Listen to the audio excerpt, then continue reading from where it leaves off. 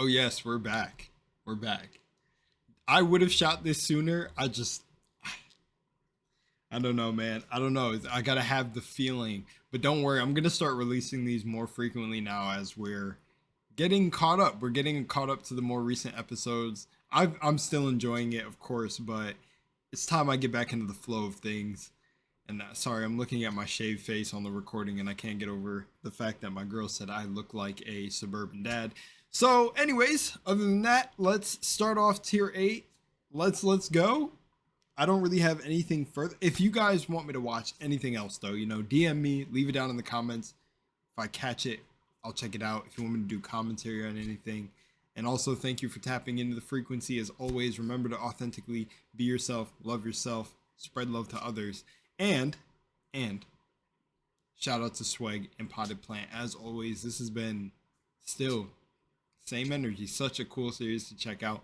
Things I didn't know about on the corners of YouTube and even off YouTube. So yeah. All right, let's kick it off.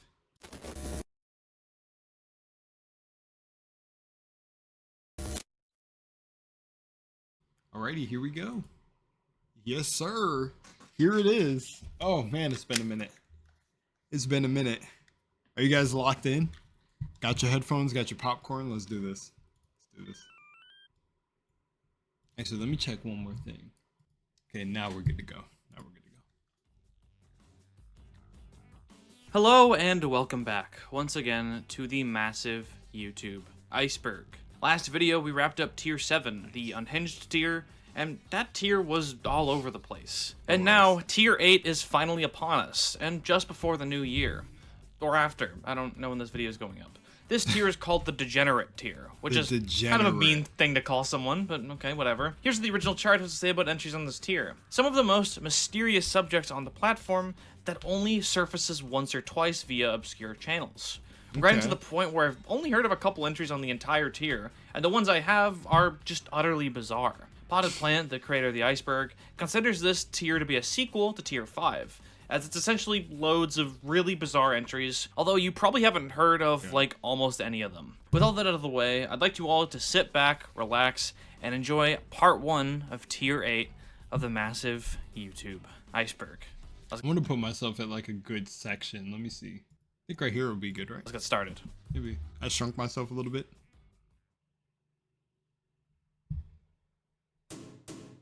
Here.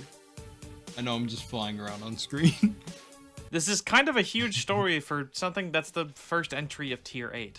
Nicholas Foxworth Fedorov is a reclusive animator on YouTube who has been posting online since he was 15. He's known for his unique style of absurdist animation that emulates the aesthetic of 1990s VHS tapes to a perfectionist degree, far more accurate to the era than basically any other animator on YouTube. You might know him from animations such as the deforestation of Jerry, an animation of Tom torturing Jerry, which is a good thing, that bastard had it coming. This animation, while not... The deforestation of Jerry.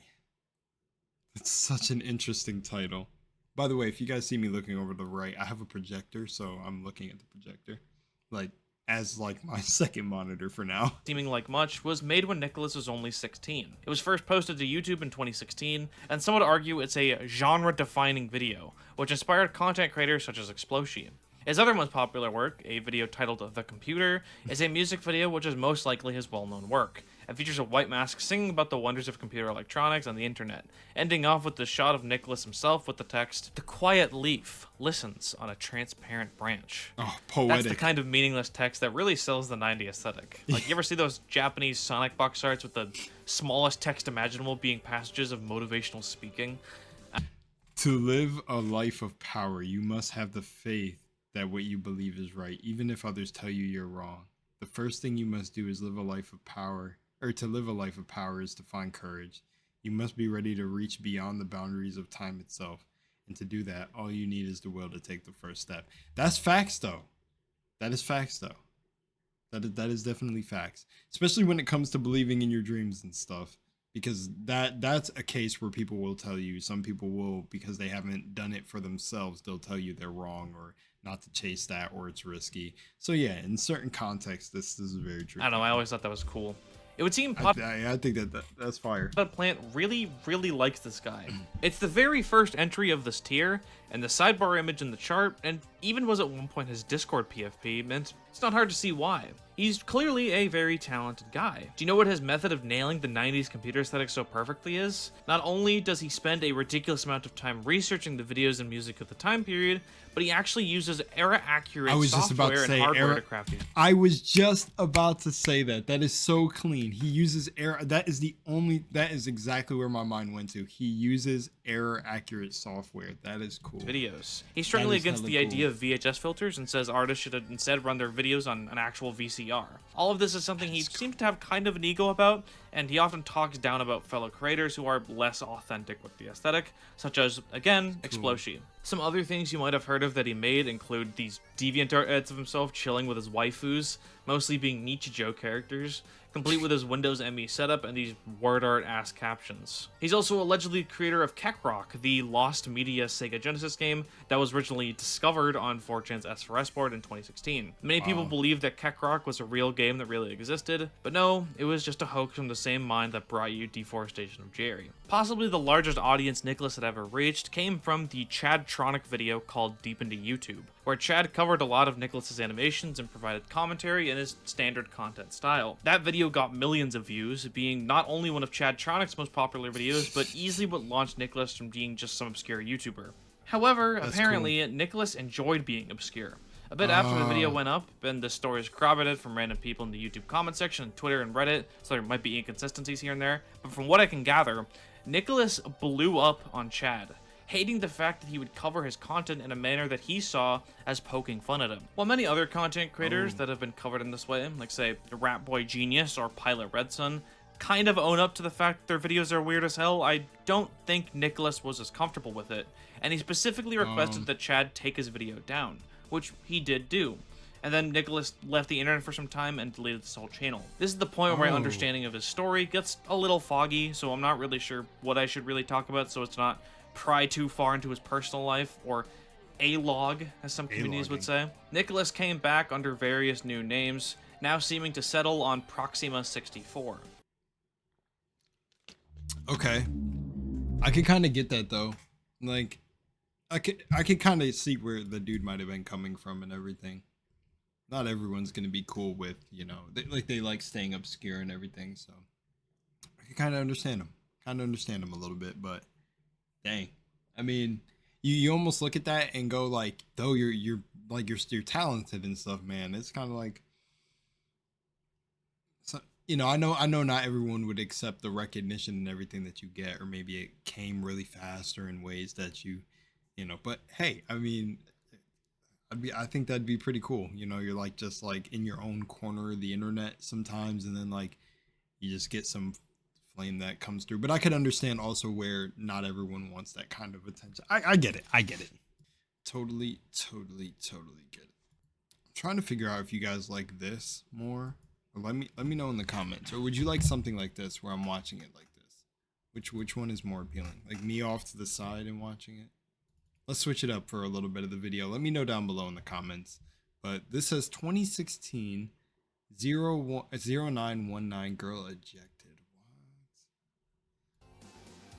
2016-0919 Girl Ejected is the name of a playlist created by the YouTuber Dashcam Daily, who posts, well, dashcam footage. This playlist is roughly 22 minutes long and contains 4 videos called Girl Ejected and Crash After Attempting to Escape Vehicle, parts 1, 2, 3, and 4. Through the series of videos, the uploader documents his pursuit of a suspicious vehicle in Atlanta, Georgia. Throughout the series, you can see some strange developments, such as a woman repeatedly trying to escape the car while a man comes out and pulls her back in, and even the car swerving off the road and crashing into a wall, with both the woman and the man falling out of the car through the doors, which were open. The entire time, Dashcam Daily, who is the fucking GOAT, clearly, is on the phone with law enforcement, explaining his situation and surroundings, while also pursuing the car. Despite the fact that he's on the phone with 911 for 23 minutes, not once throughout the entire playlist do you see a single cop car, which just goes to show you where their priorities lie. I'm sure they had some 19-year-old to pull over for going 5 miles over the speed limit on the highway. Anyways, Dashcam Daily...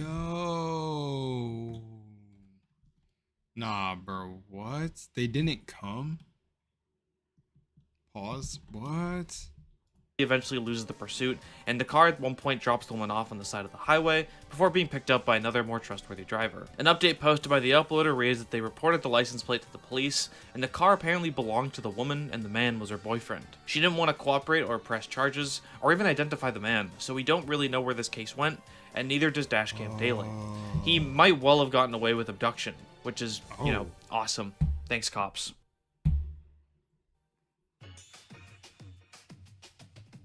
Larry Carlson is an... Okay,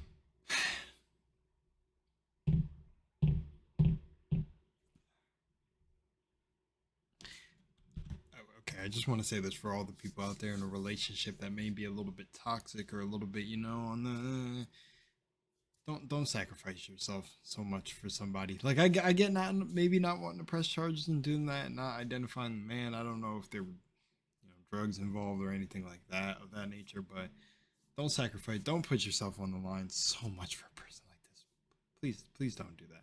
I mean, yes, forgiving and all of that is internal at the end of the day of what you do, and maybe not wanting to get someone thrown behind bars and everything like that. That's totally understandable. But just know when it's a proper time to probably not be in a relationship like that. Please. No one should go through. Literally, it looked like they fell out of the car and he dragged her across the... Yeah, I don't know. But like I said, don't know all the context and all details, so I can't really comment on it too much. But at the end of the day, that didn't look worth it at all.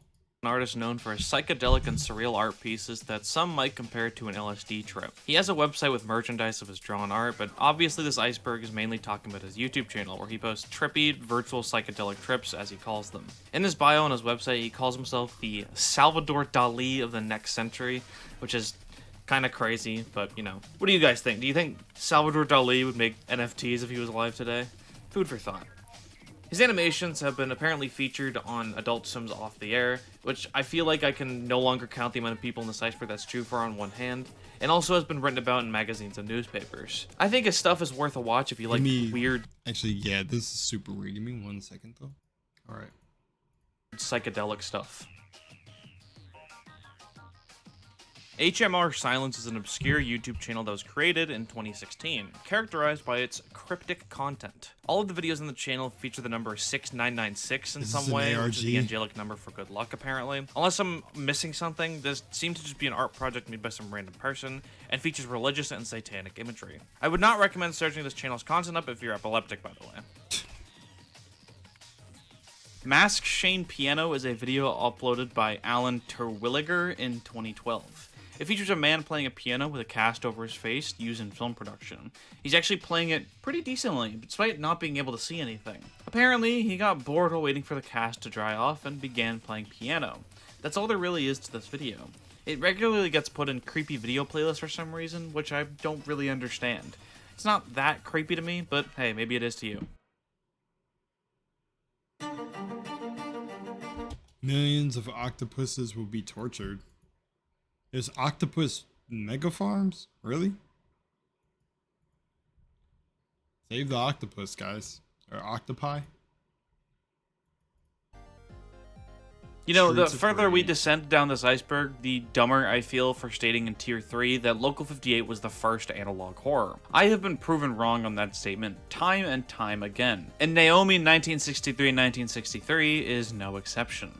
They have two videos on their channel, one being from 2009 and the other being from 2017. The former is easily the more popular of the two, and is called National Anthem 1960s TV Station Sign-Off. The video seems pretty normal at first glance, simply being a non-vocal rendition of the United States National Anthem, the Star-Spangled Banner, with subtitles provided for the song's lyrics. The description reads, "I salvaged this reel of film from a TV station that used to sign off with it during the 1960s. Okay. I didn't even really notice anything wrong with this video. That was until I read the comments. Apparently, if you slow down the video, subliminal messages will appear while the text fades in and out, reading the following. Trust the US government. God is real. God is watching. Believe in government God. Rebellion is not tolerated. Obey, consume, and do not question government." Now, this video is pretty clearly fake. obey, consume is not an actual thing said in real life propaganda, and is instead most likely inspired by the 1988 film They Live. They which live. would be nearly They live, yeah. But they live, but okay, let's see if he says it, and then I'll talk about it. 30 years old when this sign-off allegedly aired. Still though, I'd say it's a pretty clever use of horror, and it managed to fool a lot of people until fairly recently, with most discussions of the video believing it to this day. Subliminal messaging conspiracy theories were ridiculously common in the late 2000s and early 2010s, with people making videos saying there are sexual subliminal messages hidden in kids' movies, like the sex particles in Lion King. The other video on Naomi's channel is a bit harder to understand. It seems to be a medical evaluation of patients with some form of mental illness. The patients are non-verbal and seem incredibly out of it. Specifically, some of the comments believe this to be catatonic schizophrenia. The footage is actually from Schizophrenia Catatonic Type, a video from the 1950s. However, I also don't think that this channel is posting this in order to make you think about it in its original context. Rather, I think this whole channel is centered around the MKUltra mind experiments, which were That's I could see that it was going here. Real-life studies conducted by the CIA to test out brainwashing, hypnosis, and other forms of psychological torture. These actually happened and are not a part of the spooky YouTube lore. Yeah, MKUltra people, but you know, I could go on about that. I don't know if I want to rant about that right now. Maybe I'll talk about it in a separate video. MK Naomi was a successor to the MKUltra project and is most likely where the channel gets its name from. So basically, these schizophrenic people are being painted as MKUltra victims, or MK Naomi victims, either or. So, while the things on this channel are fake, the events they're discussing actually happened. So it's almost like a channel to bring awareness to those things? Yeah. I love the United States. Yes, so it's like a channel almost bringing awareness to those events that have happened. Yeah, there's theories that, see, from going from They Live to the MKUltra stuff, there's like theories that the subliminal programming that is going on is like a mass scale of MKUltra. The sort of the things you see where people just consume, and you'll see some of the videos of like the thought experiments, or you know, like the public pranks or whatever you would call these videos, where I remember one where they believe people were getting an iPhone upgrade, and they literally like kind of had them face away from the guy who was giving them the upgrade, and he just put their phone in a new phone case and then gave it back to them and said, you got the new, like, this is the new phone. And they were going, oh wow, it's so much faster than my old phone. So it was like they're under, it's like this consumer, it's odd. It's odd. But essentially the theory is like everyone is under MKUltra, but there's more extreme cases of MKUltra. And essentially you could brainwash, obviously, if you control the media, but I mean, that's a no-brainer. But no-brainer, brainwash. But what is cool about They Live that I thought he was gonna say is like the whole obey and everything. When you watch the movie, it's alluding to the advertisements and everything. It's not like when he puts on the glasses. Actually, go watch the movie if you haven't watched the movie before I spoil it. I'm gonna spoil it right now. Essentially a part, not the end or anything, but essentially he gets these glasses that show him the truth, and it's basically like all the advertisements and billboards are really saying obey, and you know, obey and consume, don't think, obey the government, don't think, obey. And essentially it's alluding to people being pacified by everything in the media. It's not actually the horror aspect of like obey and trust the government is the horror aspect, but it's alluding to the bigger thing that like people are actually pacified by what gets advertised to them daily. And I see this because when I first had my whole spiritual reawakening, I tried to peel some of my peers off of this stuff. I would say family members who would watch like the Kardashians and shit and say, oh, it's just for entertainment. No, it's like literally brainwashing. You're watching another family on TV who, it's this rich family just doing, who cares, whatever. Like, look at what we've become. We're watching other families live their lives while we're not living our own life. This is shit that people don't think about. So the movie was the reason it's still like a classic today is it's alluding to the fact that a lot of things that are being shown to you is the programming. it is the shit that's making you pacified and asleep. It's not, depending. If you have the eyes to see through it, you're not the one sleeping. You're like a player in the game, but a lot of people are under this. A lot of people are. I love They Live. They Live is sick. It really is. Let me pause real quick again. Alrighty, let's keep going. The Adventures of Whaleman. The Adventures of Whaleman 1 is a video uploaded by Scrappy64. It features him in a whale costume dancing for 30 seconds, and that's really all there is to it. This kind of seems like a failed viral video. Like, this guy saw other videos like this, like sitting on the toilet, or I'm a snake or whatever, and decided to make his own version and make bank off it. Apparently, according to an annotation, there was an Adventures of Whaleman t-shirt offer, which seems kind of ridiculous for a YouTube video that nowadays no one remembers, and didn't even manage to hit 1 million views. Even Cool Guy Has a Chill Day managed to reach 9 Gotta give him credit for trying. million. This video also has a part 2 called Whaleman 2, which is basically the same thing. Finally, in 2018, over a decade later, Whaleman Returns was uploaded and got 12,000 views. Still though, he seems to be enjoying himself, so I guess that's all that matters. Really though, really though.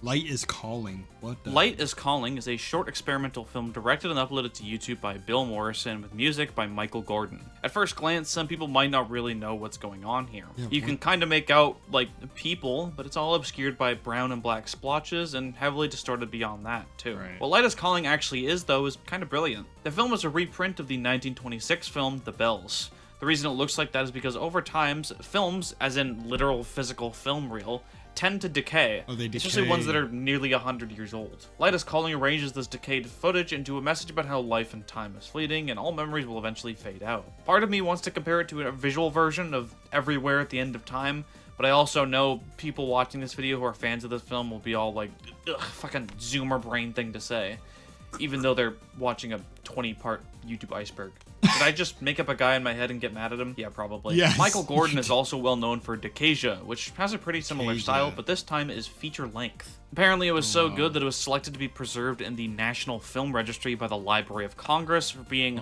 culturally, historically, or aesthetically significant, and was actually the very first film released in the 21st century to have that honor, followed by Shrek. The Shrek. Francine Dancer is a bizarre YouTube channel that was mainly the Shrek at the end of that was so random, bro. I feel like active in 2010 and 2011, and she got quite a bit of attention in 2015 from being posted on r/deep into YouTube, among other things. Her most popular video, StaryValentine034.avi Stary Valentine, is quite bizarre. It features her playing the harmonica, as well as singing and dancing provocatively alongside a tall, masculine mannequin. The mannequin looks fucking terrifying, like it's a reanimated yeah, this is actually why I love the internet. This is some crazy shit to see. Like, what? This is just some crazy shit to see. I feel like some people got a hold of cameras and just went buck wild. They said, let's go. Let me just put the craziest shit I could on the internet. The most wild looking thing. And the thing is some of these people are actually, maybe they're like, if it's not for just disturbing for the sake of being disturbing and just like, oh, it's like an art project. Like, some of these people actually do this in their free time if there wasn't a site to upload this stuff for everyone to see on it. Corpse or something. I'm especially not a fan of the scene where she just flips the camera around and gets really close to the screen for no reason. Just freaks me out. Most of her videos center around her and her freaky doll dancing together. Apparently, Francine used to star in a ton of public access TV shows in the Los Angeles area throughout the 2000s. I don't know if you know anything about public access TV, but it can get really weird, especially around that era, and Francine was definitely no exception. She would put on skimpy outfits and dance with her puppet, not unlike her content on her channel. Throughout my research, I've seen a lot of— So she's gotta enjoy this. This has gotta be her thing, dude. Unless she knows she was gonna like make YouTube Iceberg history. Information about her personal life, some of which is probably misinformation. For example, apparently she was in a now deleted video by Cassapp with absolutely no archive, where he interviewed random people in Los Angeles about their opinions on stereotypes. and she said something about not being allowed to have visitors at night for some reason. I don't really know what that means, and it's just an out-of-context bit of information from an 8-year-old Reddit thread, Right. but I guess it does come from an actual interview with her, so do with that information what you will. There was also a kind of ridiculous story about her performing partner on the public access show had died, and she was so heartbroken that she kept his body, and that body happens to be what the so-called mannequin is. But come on, that's fucking ridiculous. Yeah, nah. Whatever her story is, I hope she's doing well, as there are also some True. accounts of her doing this out of intense loneliness. Damn, if she's doing it out of intense loneliness, that's sad. I mean, hopefully she can know everybody viewing this video is now with her viewing the video.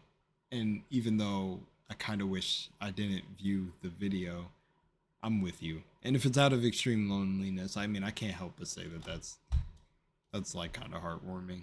That's a bit like sad. Damn. Ooh. Alright, y'all are gonna have to bear with me for this one, because it's a really weird entry that's only tangentially related to YouTube. 14/?? Is the third and currently final entry in the 14/trilogy of video games, consisting of 14/?, 14/?, and finally 14/?? I'll be referring to them as 14/1, 2, and 3 from this point on, because the creator calls it that sometimes, and also I don't think anyone wants to hear me saying the phrase question mark over and over again. All three games in the trilogy are pretty similar in concept. They're all made in RPG Maker and focus around this featureless humanoid walking through colorless, randomly pulled geometric rooms. That is literally the entire gameplay of these games. 14/1 is the most simple game in the series, where you literally just do what I mentioned. 14/2 is basically more of the same, and 14/3 actually adds more. Bro, is this like some pet sculpt thing? Is this an actual game, or is it like a game to look like a game? But it's like a game that never existed type stuff going on here. More colorful graphics and randomly generates effects every time you walk into a room. 14/3 also seems to have music, which is quite exciting. They're cute little games that are a bit unsettling and it might remind you of Yume Nikki. I'm sure there's some people out there who could be convinced that this is one of the countless Yume Nikki fan games. The creator of this series is a completely enigmatic figure, and you'd be hard-pressed to find their identity or even any information about them. They go by many different names online, such as 014, 14CH, Eternal Gomez, and I'm not even gonna try it. On their website, you can find the 14/trilogy, as well as their other games, such as Neftelia and Neftelia 2, which take place in the 14/universe. I think stuff like this is really cool because it's essentially like how he said he's an enigmatic figure. It's sort of like it's just cool to think that again, I say this all the time and I probably say it way too much, but it's just like this guy on the internet somewhere making these games for what, you know, presumably could be no reason, like at all. But to this person, it could be an art form, or it could just be like for really no reason at all. But then like some lore or theories could be crafted around this person's existence. It's just interesting to me. So I think that's all well and good, but why is this on the Iceberg? Sure, it's kind of interesting that there's this weird game with little to no explanation, but what's so special about this one? I've actually known about this game for quite some time. You see, it was actually featured on an Iceberg chart, a much more primitive one, back in 2016 when Iceberg charts had the depth of obscurity, Hearthstone, Angry Birds, Undertale, Minecraft, COD, Halo, Assassin's Creed, GTA, FNAF, Just Dance, LOL, WoW, Farmville. Then the gamer is Life is Strange, WRPGs, Skyrim, TF2, Binding of Isaac, Battlefield, Crisis, Dark Souls, Left 4 Dead, Tony Hawk, FTL, Kingdom Hearts, Terraria. Wow, I know like all those games. Damn. The Weird Guy, Second Life, Hitman, Monster Hunter, Bloodlines, Ninja Gaiden. Really? Ninja Gaiden is the weird guy? Gregor? Okay, I know nothing up to Gregor, Damon, Pioneer, and The Elder. Because let me see where the games stop that I realized. I think they stop at the Weird Guy, to be honest with you. Yeah, because like the old guy right there. And then past that, I have no idea what the hell. Quite Soulless is literally a game in the Elder? Yeah, I have no somewhat idea. of a different purpose, where you would go down the list and identify what entries you were familiar with, instead of having some asshole on YouTube explain what each one is. Yeah, I mean, I'm pretty much at like, well, I know like Fallout 1 and 2, but it's kind of cuz like I like exploring areas, but like it stops. It stops. Like I also played with arcade games, which is under Gregor, but I not like nothing else. I'm like hard stuck the weird guy then, I guess. This very chart is where I first found out about Space Funeral, which is now one of my favorite games. The first 14/ game is nestled snugly into the second last tier, as it should be. Oh, And 14 hell, 14/3, the one this YouTube Iceberg mentioned specifically, Elder? gets shoved into the very bottom tier. Now, this video game Iceberg actually predates 14/3 by a pretty significant margin, with the oldest post of the chart on V dating back to 2016, and the very first alpha of the game dating back to 2019. Other games in the bottom tier include a whole host of just made-up games like Scrummy Bingus and the Crunchy Spingus, and Murder Dog NES, and even fucking Polybius. Don't worry, Schnall Online, I see you. You'll get your entry in the next part. This is because back in the day, Iceberg charts usually had joke entries in the bottom, which is where we get shit like medieval found footage, as well as the more recent, every copy of blank is personalized. 14/3 was literally a non-existent game when this chart was made, and was supposed to be a joke entry. Like, oh wow, you've played this comically obscure RPG Maker game with an impossible-to-Google name. Oh, but what about the sequel to that game? It's even more obscure. You won't find anything about it online. Which, I mean, now you can, but before you couldn't because it didn't exist. Wow. Who could have made this chart, though? Well, my dear viewer, you see this tier, the Pioneer tier?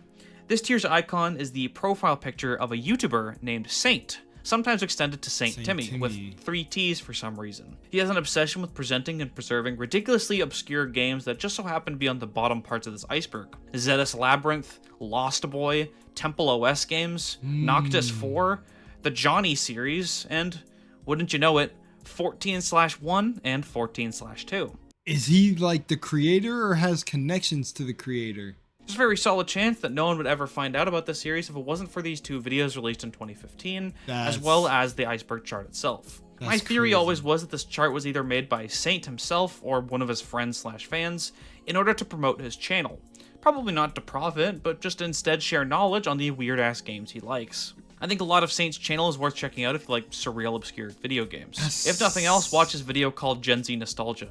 I promise you it's not what it seems, and it's remained in my top 5 YouTube videos ever since I first watched it. Oh, and also, trust me. Okay, I'm gonna go to Saint and I'm gonna watch that Gen Z Nostalgia. This is not the last time this dude's name will come up in this series. As for the 14/ games, the creator is still around, occasionally posting on Twitter with updates for their games. Fragmented memories that lie between daydreams and flashback emerge from the unconscious realm that lurks in the depths of consciousness, the fusion of fragmented thoughts and images of the past. Yeah, that sounds like me. I might be that guy. Serdar. Metro Awakening. Max, have you seen Yana? Someone got really mad at me for saying the Metro games seem like they take place in a certain place when they take place in a okay, I know that makes no sense, but like I think the Metro Last Light games, where do they take place, guys? I'm gonna get it wrong again, but I said that it looks like Chernobyl or something, and then the dude, like somebody was upset that I got the place wrong, and I feel bad. I am totally sorry, but I didn't know. It just looks like a post-apocalyptic, universe. Yeah. Anyways. Well, we have hit 30 minutes. I don't know if I'd rather just stop right here because we're not at half of the video yet, so let's just keep going for a little bit longer, because I was yapping in the beginning. I'm sure you're probably aware that when a channel gets enough subscribers, specifically 100,000, they will usually get a verification badge in order to prevent impersonation and misinformation. Lots of social media platforms have that now, except Twitter, which was the originator of the trend. Yeah, now Twitter and Instagram, you could just, I don't know if Instagram you can, but you could just pay for the check mark. So you know what they did to counteract that? I think they give you a gold check mark now if...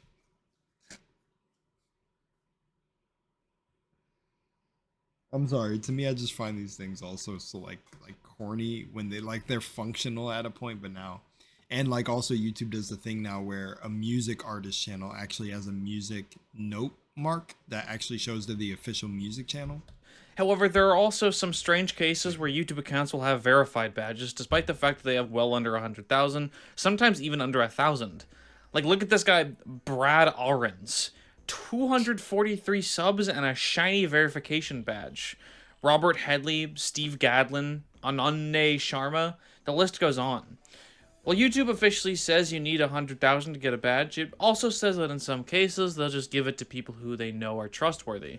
It's most likely that all these people are either YouTube/Google employees, friends, or family members, or journalists. In some rare cases, they get verified because they're verified on other platforms like Instagram. If you want more info on this, Timeworks has 4 entire videos dedicated to this specific phenomenon.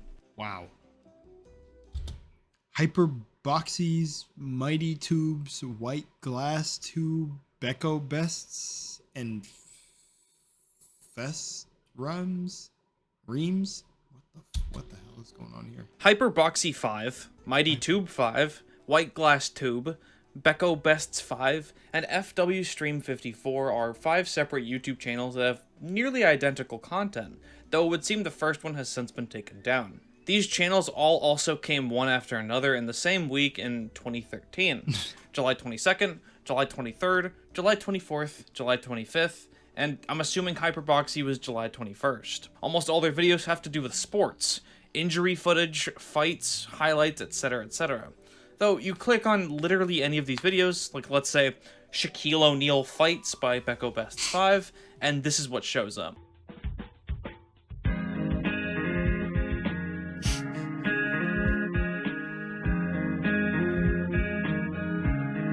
Is it just like someone trolling?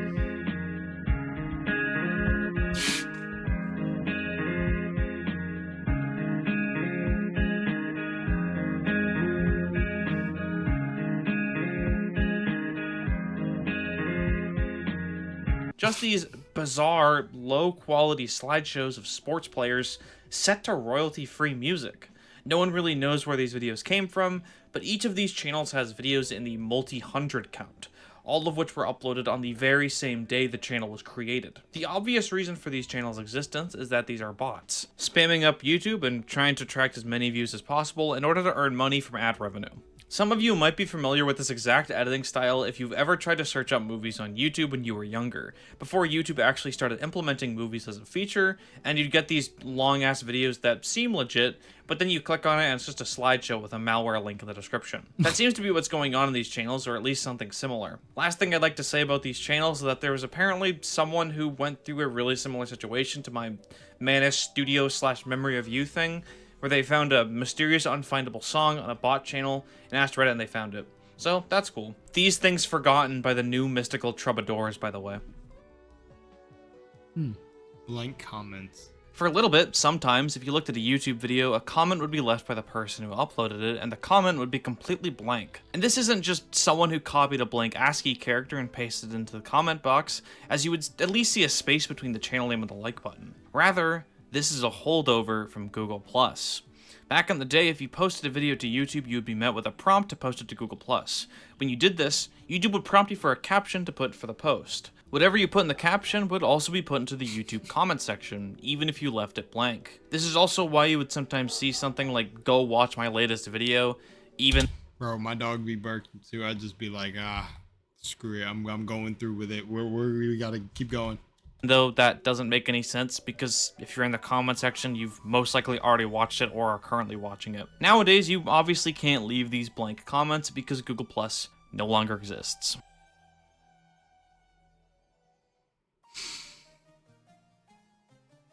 Dayton Hypernova, also known as Cade Dorian Paradoxa, is an internet figure who is mostly active on YouTube, with some active accounts on other social media. Dayton joined in 2014, and their first content was footage of bands playing at random venues, and oddly enough, there's this weird saturated filter combined with the nauseating way they like to hold a camera, complete with panning over to random things and zooming in and out at unpredictable intervals. and even rotating the camera a full 360 degrees for some reason. They have literally dozens of videos like this. It's kind of baffling. However, that's not why they're on the Iceberg. As time would progress, Dayton's content would get a bit more personal. First, it would be them ranting about their skin condition, but it would quickly turn into them filming every screaming match their clearly dysfunctional family gets into daily. They constantly accuse their brother of hitting them, and their brother constantly accuses them of hitting their mother. Dayton is also extremely abusive to their parents and will manipulate them to make them feel bad or get money or whatever else they want out of them. Dayton's brother is a hyper-conservative who believes that Obama is a Muslim conspiring with ISIS, and the two siblings constantly get into fights with one another. Dayton's videos are kind of painful to watch, and they clearly have a incredibly unhealthy family dynamic. The channel got picked up by right-wing podcast Revenge of the Cis, and has since attracted the attention of Kiwi Farms and other communities like that, which doomed them to a life of being trolled online. Christian parallels can be drawn in one's mind to this story. They were even obsessed with Christina Ricci for a little bit, like the actress, and really wanted to meet her in person. And then some troll posed as Christina and catfished them. There's a lot of shit about this person, but I'll just leave it to you, the viewer, to find that for yourselves. No, thank There's you. Not tons that of commentary videos that could probably do that job better. Yeah, not that interesting, to be honest. Uncle Tom 45044 is another 3D animator on YouTube. Oh my god! Okay, I had to run this one back. That stretch almost took me out. You know when you stretch so good that your whole body just becomes disconnected? That's what just happened to me. The Wi-Fi got turned off. My arms were like, and I almost died. Better. Is what it is. Uncle. So this is Uncle Tom 45044 is another 3D animator on After this one, I'm gonna stop it. YouTube, and quite an enigmatic one at that. I couldn't really find any sort of information about the person who runs the channel. Their animations are reminiscent of Casina 777, if you remember them from the start of Tier 7, and they were most likely made in the same program, Poser, which could easily be mistaken for Second Life. However, while Casina's animations are somewhat grounded in reality, with most of the characters being tributes to her friends and family, Uncle Tom is just completely out of the ordinary. Characters have near nonsensical dialogue, and are represented as the most random models with seemingly no rhyme or reason. The eponymous Uncle Tom seems to appear in some of the videos, like Anime Girl, where an anime girl walks into his room and asks if he can put her in a video. I didn't mean to scare you, Uncle Tom. Oh, that's okay, Makey. I was just thinking. What were you thinking about? What is going? I was just thinking about my story and video about the planet Shiznit. Shiznit? I want to be in that story. Please, please, please put me in that story. Well, I think I can find a part for you in the story. Who is the guy? Really? Oh, goody. Who is the guy? What kind of a part is it? To be that drunk's girlfriend. Oh, no. I'd rather jump off this building. We can arrange that. It's kind of hard to identify where in the self-awareness spectrum this channel lies, but, you know, that goes for a lot of channels on this Iceberg, to be honest. According to the comments section, there's a whole community of people making videos like this. And according to the pattern I'm noticing, that community is filled with a lot of middle-aged people, like Casina and Tom. Tom's most recent video was uploaded in 2016, and since then he's gone dark, with no other social media accounts connected to his channel. Hope he's doing alright. This is your brain when you're struggling to... That's my brain right now when I'm struggling to understand what's going on. Okay, right here. Pequina, Hillary, Hulk, Vost, FR. It's a good place to stop. The heck? One sec, what? Oh, that was weird. Hang on. Okay, that was super odd, but yeah, we'll stop there. Yeah, what again with that last one, I have no idea. Like, again, the internet, it just like provides a place for it provides a place for everyone to just upload what they consider art, things of that nature, and like, I don't know, just share things that he said that one was based, the animator based a lot of the characters off of their friends and family, right? So it seems a lot like using it as an outlet to deal with maybe like using it as an outlet to have fun too, but also as an outlet to sort of channel any stress that may be going on with these people in that particular individual's life. But when it got to that, I want to be in your movie bit, and he was be this drunk's man, and then like it got to the roof and there was just an unclothed character. What was going on? And I don't want my mind goes to like dark areas. So my mind went to instantly like, was the individual, because he said what, like the animations came from people in their mid 30s, or like the characters are in their mid 30s. I don't know. I got to go back to that. But one thing that struck me very odd about that was that the person was filming and the person on the roof was unclothed. So it was like, did the individual who animated this walk in on something being filmed in their personal life and almost get also like by their uncle, almost like get forced into filming something too? What is happening here? I don't know. Could be just for the memes, you never know. But it seems like the theme of this video was people dealing with loneliness, like the one woman.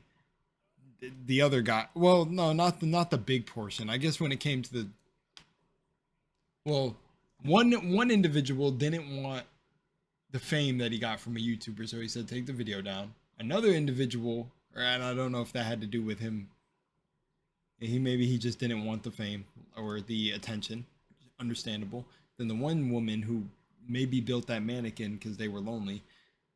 And there was a big gap, I guess, in between that sort of stuff. Then there's the one individual too, who came after, who had the fight with his brother and got picked up on that CIS program. I don't even.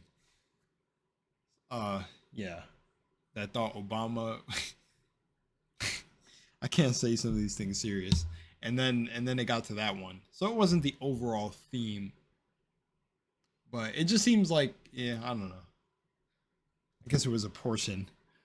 Other than that, let's end on a good note, you guys. Much love in Moonlight. I'm glad to be back. And I'm glad I'm going to hop into these episodes much sooner for you guys. I don't know. I just take breaks here and there. One thing, the really big thing that keeps me taking breaks on videos like this is Swegwin took a lot of time to do them. That's why I want to treat them as like, I don't want to just run through them all as, because, you know, I'm just hopping on, getting everything situated, and then I press record and I watch it and commentate. And I like want to respect the work. But other than that, hope you guys are still enjoying. I'm glad that a lot of you still wait for these to come out and wait for me to yap over them. And I'm enjoying it. So appreciate y'all. And remember, if you want me to watch anything or anything, all of my DMs are open. I'm out of here. Much love in Moonlight. See ya.